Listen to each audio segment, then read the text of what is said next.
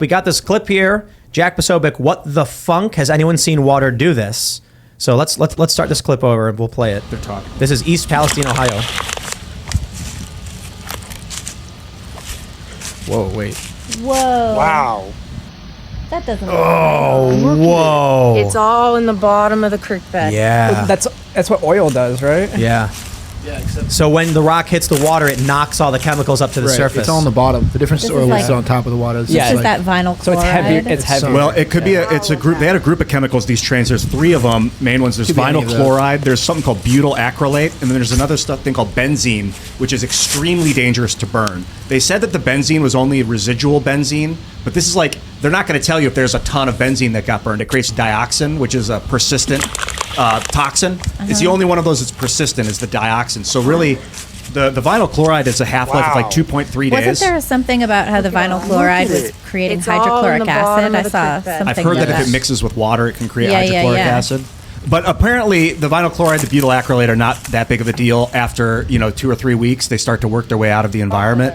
It's Mostly, other stuff that's a problem. and it turns out it was good that they burned those things because otherwise they go up and they come back down and coat stuff. So that stuff was released, but it's the benzene. And we need to know more about how much benzene was on those trains. They just tell us it was benzene residue and that maybe from previous shipments or maybe there's a little bit. But I've got a feeling I wouldn't be surprised if the official reports are not true. Like, where is Joe Biden right now? Well, they don't want to admit that, a small town mayor that was only hired for one single reason, isn't doing a good job. Oh, the Secretary of Transportation. the booty judge. Yeah. So, and there's reports. I talked to my mom, who lives in Ohio. They're near Akron, Ohio. So they're about 70 miles west of this. That the federal government offered assistance, and the governor of Ohio declined. Said they didn't want help. I don't know if it's true. This is just what I was told by one of my parents. Mike DeWine. Mike DeWine, the governor. Mike DeWine had a presser yesterday, and he was saying that what was it? Norfolk Southern said that they would pay for everything. I thought they But- were offering people like $1,000 to shut up. I don't know. I didn't hear that. I know that they were offering. There was the town hall that they had last night. They were offering people to move, to like pay for them to move. What does that not- mean? Buying your house? I guess I don't really understand. What You it do not was. want to be breathing in dioxins like those. That is. Yeah, I mean, there's something like less than 5,000 people in that town. Right now or before? Total, like it's a tiny town. I think. But it's not even about that. Yeah. It's about the Mississippi It's about River. the whole It's region. about the Ohio River Basin. We're West Virginia. The majority of West Virginia is going to Is get hit in by that. this. Yeah, I yeah. saw We're that. lucky. We're not. We're like in this over. From what I've been You're reading, upriver, right? So you guys won't have to deal with the water. I think we're not issues. connected to it. Oh, okay. I mean, they're all connected in some fashion, but Yeah. like it doesn't flow in to us. Because I know that even the charts show where I'm at in Atlanta, like North Georgia, north of me is affected, but we're Wow. not. Yeah. there's a Twitter account called General_JWJ. Just retweet whatever it is. Okay, I'll pull it up Lanius. from I there. did actually. I retweeted it last night. The character name is Lanius on it, and it's a long thread. And he or she breaks down basically things I've been talking about: the 3 different chemicals involved, the half-life of the different chemicals, and it seems Oh, to there's the map. Yeah. suggest that Oh, the that's water. where I saw the map. I saw the map on your feed. And I don't know if that map. I mean, that's just a map. That's the Ohio River, and it's like if it gets contaminated, that area could be destroyed or endangered. And they got I the- liked your response to the Yeah, it's- government. Yeah, Yeah. the government says not accurately represent potentially contaminated drinking water, and you put this is unconfirmed by official or government sources. Don't wait for confirmation. Yeah, this is take care of yourself first, and then they're not going to come tell you if you're about to die. Like no, they don't want to create panic. What was the account you retweeted that I'm It's called looking for? Lanius, Lanius. It's from last night, so it'd be this there right it here? is.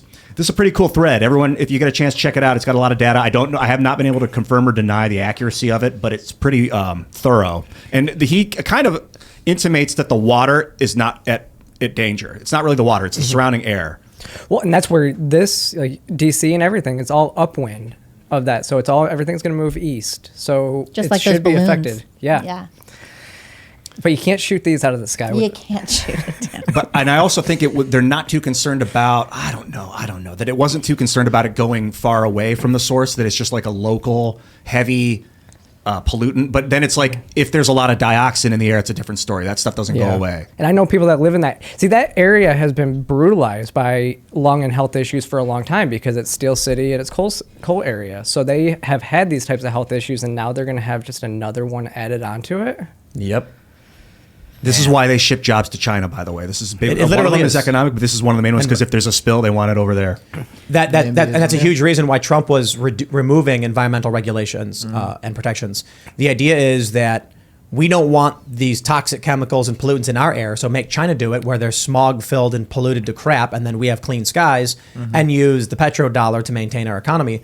Trump wanted to bring the factories back, so he said in order to do so, you got to lower their taxes and you've got to reduce the regulations on them. And people are like, no, because then we'll see more ecological disasters like this. And they're right. But the upside is we control our own production line. We have our own steel. We have our own mining. We got to buy it all from China. If we go to war with China, we lose our product. We lose. I mean, you lose. If you go to war with your trade ally and they're shipping you your steel, you lose the war. Yeah, that's actually a huge problem. Also, we lose the innovation that comes with having manufacturing in your country. When you have all of the factories, you're innovating processes, just like we did. Ford created the assembly line, like Ford or don't like Ford. He created the assembly line. We're not doing any kinds of innovation like that at this point because we're not doing any of the manufacturing. I'd like to see drone manufacturing in space because, like, when you have low gravity, you can have 100 million drones all working in synergy on a machine, moving pieces of metal together, and so size is almost irrelevant in construction. You can just be Space Force should get on that. dude. We need a huge space fleet. That'd be awesome. This image is really important to understand what's going on, what the dangers are. Bioaccumulation. So a contaminant gets in the soil or the dirt or whatever. The plants absorb some of it as they grow. The insects will eat those plants. The birds will eat the insects. And then eventually, at the higher level, the food that we eat will be heavily contaminated with these chemicals. I don't know specifically about the ones in Ohio, though. That's part of why bottom-feeding fish like shrimp or they're not fish, but bottom-feeding sea creatures are. They say high in lead, high in metals is because of the Mercury. Are shrimp are bottom feeders? Shrimp are bottom feeders. Lobsters. I knew lobster was. I didn't mussels, know clams, were. things like that. Aren't catfish bottom feeders? Yeah. That's why they tell you not to eat bottom feeders because they're full of garbage. Yeah, the heavy metal falls down. They eat it. Or they eat things that have already eaten it, et cetera, et People cetera. like it though. Catfish, that's like a big. I think Thing you go to to Cracker eat. Barrel. and Yeah, you got for real. Catfish. You catch Good. catfish Cracker with Barrel. hot dogs. So I mean, Wait, what? Just for wiggle real? one. Pretty sure you just toss like that's what you use as bait. Drag it across the ground. They'll eat anything. So Wow. Oh, wow. All right. Well, I didn't know that. Anyway, we're downwind from this disaster. So, how are you doing? I bought a bunch of air filters yesterday. And I got up my water filtration situation. I got a bunch of Life straws and a Big Daddy Life straw that's like 3 gallon. Take it down to the river, fill it up. I was looking at water distillation because a few ways to get vinyl chloride out of your water is distillation. Boiling it's not enough. I think boiling it might help because it'll release the gas. A lot of it's just vinyl. Interesting. But distillation's the key, and something also called air. There's an industrial method to get rid of vinyl acrylate or vinyl chloride. God, these names, man! I'm not a chemist. Vinyl chloride is it's like air blowing or something.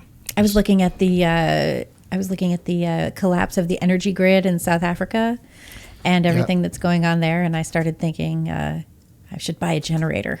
Yeah. You should. I just got one. I'm totally going to do that. Send me the information because I don't know what to get. I'll tell you about it right now. But if Actually, you tell me what it is, you got I'll what, just like a little buy solar that. one? I got a 1,000 watt solar battery. Well, it's a 1,000 watt battery. Jackery is the company. I mean, we have all of these John Rich was talking Delta about it solar too. batteries with solar panels. and I don't too. know if the brand's necessarily important, but it has extremely good reviews. John Rich was talking about it too. He has 2 of them. Mine's a 1,000 watt, You wanna and go then with 2 one solar solar panels. Okay. Yeah, good reviews is important because you don't know if it's going to work as well as it says it does. It's What cool. do? You just pop it outside and. Yeah. I think within 8 hours you can get about 1,000 watts of power charged, and Okay. then you got your USB ports, your plug. I have no idea how much wattage it takes to power a little house, though. Yeah, more than that little thing. Yeah, a lot more than that one. 1,800 watts maybe. To 1,000 watt battery might get you about 6 to 8 hours of freezer for like 8 okay. hours. Yeah. I think that, but I don't know all the exacts. You know what we got to do, though, is we got to get away from electric-based systems for things we don't need. So, for instance, there's a couple technological revolutions heading our way. One is, this one's easy, black piping run across your roof. What's that? Heat water. Literally black pipes Okay. on your roof. And the sun, heat water. it absorbs the sunlight, heats the water, creating a pressurized hot water system. You know what's and a then great throughout thing the day, is when you have sand-filled blocks that you can use to build your house, and if you put those on my aunt has this in Connecticut, and she has one wall that is all sand. And the sun hits it, and that room gets so toasty warm in the dead of winter. And otherwise, it's wood stoves in her house, but that room is the toastiest, warmest room all into the night. The other thing because that of the sand. we talked about this a few years ago. I think it's a closed system fluid that can absorb and release infrared energy. So the idea was you can have it absorb sunlight, but it doesn't get hot itself. You then run it into the house, where you can then use another process to trigger the release of the energy and heat things up. This is passive solar, Yeah. is what this is. Like there's Yeah. like backpackers use all this type of stuff all the time, Yeah. like the solar showers, Yep. the solar chargers and everything like that. I have a couple of each of those things, and you take them out there, you hang it up, and you just You let get the solar passive charge it. solar Let's- and triple glazed windows, and you're all set. Thanks for watching this clip from the Timcast IRL podcast. Hang out with us live Monday through Friday at 8 p.m. and become a member over at timcast.com for uncensored, members-only shows exclusive. Thanks for hanging out, and we'll see you all next time.